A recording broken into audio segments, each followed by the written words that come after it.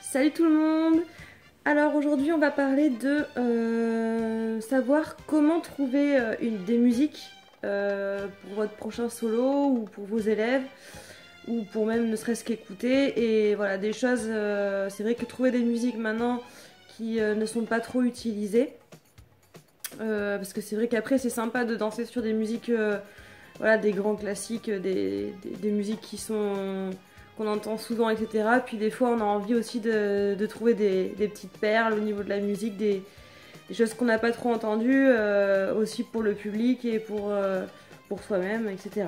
Alors, comment faire déjà, si vous allez lors de festivals ou même à des stages voilà, que vous prenez des workshops dans des festivals ou même des workshops comme ça simples, souvent vous avez les professeurs qui vendent leurs CD en fait, c'est-à-dire qu'ils ont vraiment l'album avec eux et ils le vendent et c'est pas mal parce que du coup vous avez pas mal de styles différents. Souvent il y a des styles différents sur le CD puisque comme c'est des danseurs en fait qui vendent le CD.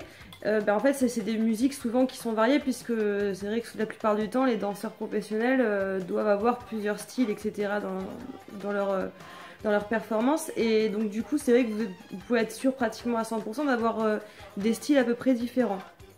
Alors bon c'est vrai que si vous prenez des workshops avec une personne qui fait de la fusion, bon bah là vous allez peut-être pas forcément retrouver du folklore dedans bien entendu, mais vous allez avoir tout un tas de fusion et puis c'est pas mal aussi parce qu'on voit du coup on se rapproche un peu de l'artiste qui vend le CD puisque du coup on rentre un peu dans son univers, dans ce qui forcément dans ce que l'artiste aime et si vous aimez cet artiste, bah, ça peut être un petit plus de découvrir son univers musical.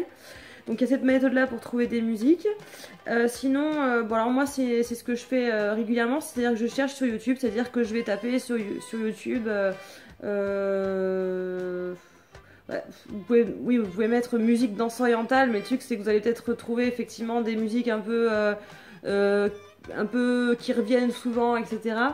Donc moi j'aime bien mettre voilà musique Sharky ou musique classique égyptien, etc. Ou en anglais, mettre carrément la recherche en anglais pour élargir un petit peu le champ. Et c'est vrai qu'on va tomber sur des vidéos de danseuses ou sur carrément des clips photos avec la musique. Et c'est vrai que du coup, il y a tout un tas de choses, de petites perles comme ça qui vont sortir et que vous n'allez pas forcément entendre ailleurs. Ou même retrouver une musique que vous avez déjà entendue une fois quelque part et que vous n'avez pas réussi à savoir quel était le titre, etc. Et du coup, vous allez avoir l'opportunité d'avoir cette musique avec le titre souvent, puisque maintenant, comme YouTube, pour les musiques qui sont licenciées, met le titre en dessous dans la description automatiquement.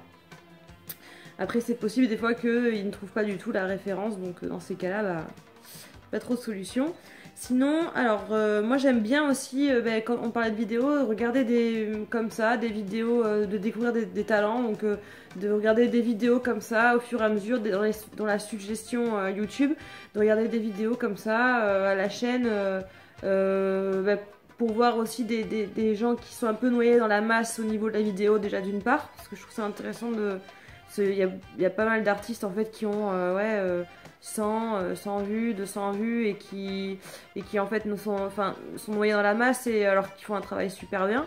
Donc moi j'aime bien regarder ça et parfois c'est vrai qu'on voit une danseuse qui a pas forcément gavé de vues mais qui va avoir une musique hyper intéressante. Donc là c'est pareil. Vous pouvez regarder la description en dessous pour voir quel est le titre et pouvoir acheter la musique. Ou alors, il y a le système de Shazam aussi, l'application Shazam qui permet de lancer l'application, d'appuyer sur le truc, bon si vous ne connaissez pas, d'appuyer sur le truc et d'avoir une reconnaissance phonétique, musicale de la musique si le titre est quand même connu. Bon, ça arrive plein de fois que du coup sur la musique orientale ça marche pas du tout, hein, mais bon après là pour le coup faut attendre, ou alors faut poser la question aussi. Faut pas hésiter à demander sur la vidéo j'ai adoré cette musique, qu'est-ce que quelqu'un connaît la musique, etc. Ou même sur Facebook il y a des groupes de danse orientale où vous pouvez mettre n'hésitez pas à mettre la vidéo, et dans le lot il y en a forcément une qui connaît le titre, ou alors c'est que vraiment vous n'avez pas de chance, hein. Donc, normalement ça, on trouve assez vite. Alors aussi, oui, moi j'écoute pas mal Radio Orient, parce que du coup il y a des trucs au hasard qui passent, et des fois il y a des musiques que j'ai jamais entendues, ou alors que j'ai déjà entendues et que oh punaise, trop bien, elle est trop bien cette musique, et du coup hop on Shazam, et c'est vrai que c'est pas mal, parce que du coup ça permet d'avoir une autre écoute, et puis de ne pas avoir à chercher pour le coup, parce que vous avez juste à écouter la radio. Vous pouvez, je crois, sur internet aussi écouter la radio, sur le poste radio aussi, dans la voiture bien entendu. Alors aussi, il y a une autre petite technique que je fais, c'est-à-dire que par exemple je vais taper chanteur, j'en sais rien, chanteur égyptien, ou chanteur égyptien, voilà, chanteuse égyptien, et vous allez avoir souvent sur Google des sites, dont Wikipédia, qui va vous lister tous les chanteurs et chanteuses, bon, que lui connaît, ça se trouve il y en a qui manquent, etc. Mais du coup vous allez avoir tout un tas de chanteurs et de chanteuses, et du coup vous prenez en fait, bon alors là faut vraiment être acharné, hein, mais bon après si vraiment vous voulez trouver une musique, il faut ce qu'il faut, et bien du coup vous prenez chaque nom de compositeur, et vous allez dans Deezer ou Spotify ou YouTube ou des choses comme ça pour avoir une pré-écoute. Vous pouvez d'ailleurs avoir une pré-écoute sur les albums sur Amazon aussi, c'est très important, vu que c'est souvent là que vous allez pouvoir acheter vos titres.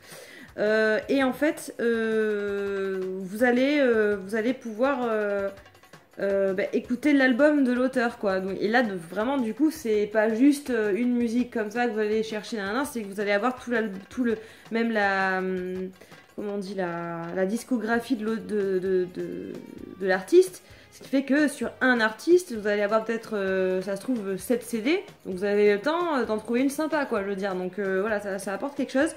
Et vous pouvez aussi taper dans Google, sans mettre chanteur, chanteuse égyptien, vous pouvez mettre très bien orchestre oriental, les orchestres orientales, en anglais aussi, peut-être pour élargir un peu la recherche. Enfin voilà, il y a plein de choses à faire pour trouver des musiques. Et comme je disais, sur Deezer et Spotify, ce qui est pas mal, c'est que vous pouvez faire des recherches aussi par nom de compositeur, et du coup avoir une pré-écoute avant d'acheter le CD. Le CD, l'album, ou la musique en particulier. Parce que sur Amazon, ce qui est pas mal, c'est que vous avez la possibilité, bon, pas sur tous les titres, pas sur tout, mais vous avez la possibilité d'acheter le titre.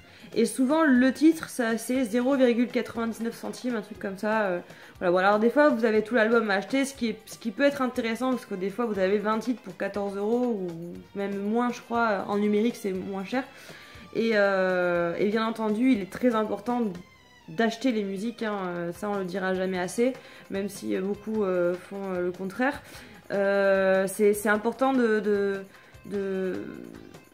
d'acheter ces musiques, parce que le cours de la musique est en train de chuter, et les artistes du coup qui travaillent sur leur musique ont moins la possibilité, ont moins de possibilités pour vendre leur travail, et c'est aussi les encourager que de payer, tout simplement, parce que ça reste un travail, même si c'est une passion pour la plupart.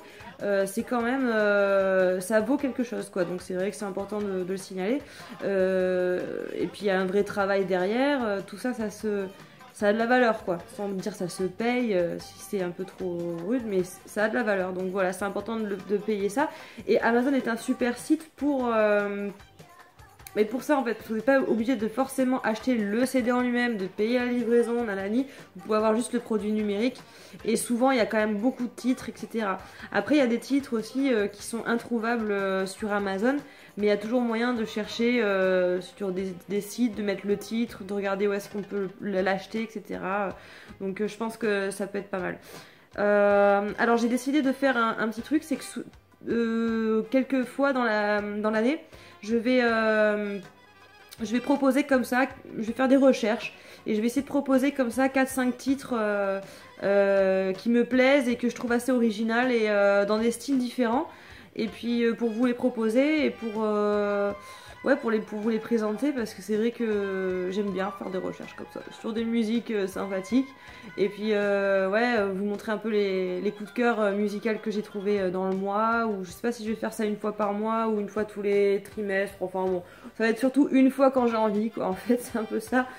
Et puis du coup voilà, je vous présenterai 4-5 titres, ou alors un album en entier que je vais aimer, voilà, donc je ferai ça durant l'année. Et voilà, donc j'espère que cette vidéo vous aura aidé, et puis voilà, je vous souhaite de très bonnes recherches, et je vous dis à bientôt, à la semaine prochaine, ciao.